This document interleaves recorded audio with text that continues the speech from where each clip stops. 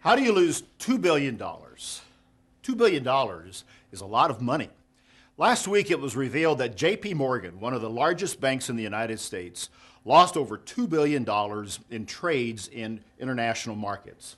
Now, people have been fired already. Some of the top executives have departed. The others are under pressure. It's probably going to be revealed as time goes along that more than $2 billion will be the final toll of the losses in this particular episode. JP Morgan is a very big bank. It has very smart leadership. And some are wondering that because they made mistakes, what yet will be revealed when other banks and other financial institutions are discovered, or they find out exactly that they've been exposed on some of these bad trades in international markets. It's an interesting situation. It's one that you and I probably look at and we wonder, how does that impact us? JP Morgan is not going to fold as a bank. In fact, the first quarter they made over $5 billion in profits. So the $2 billion they lost is not going to bankrupt them. So people with money in that bank don't need to really worry at this particular point in time.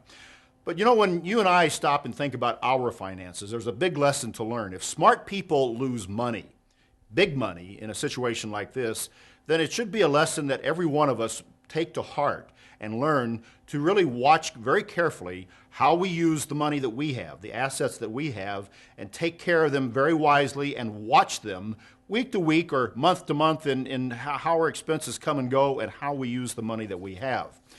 Proverbs chapter 27 makes a statement that had the executives at JP Morgan paid a little bit more attention to, perhaps they wouldn't have lost that kind of money.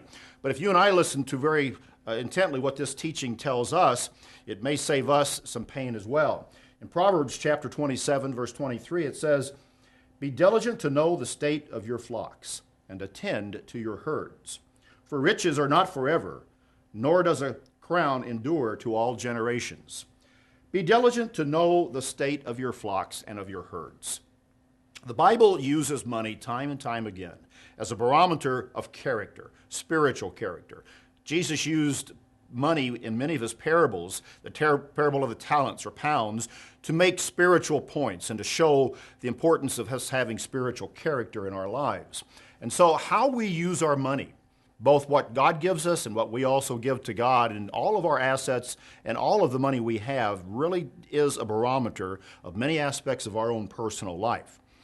Pay attention to what we have. Learn the lessons from those who sometimes mismanage large amounts of money in large international investments, and bring it down to our level. And pay attention to what you have, what comes into your account and what goes out. By doing so, you and I are going to be wise stewards of what God has given to us, and our lives are going to be better as a result.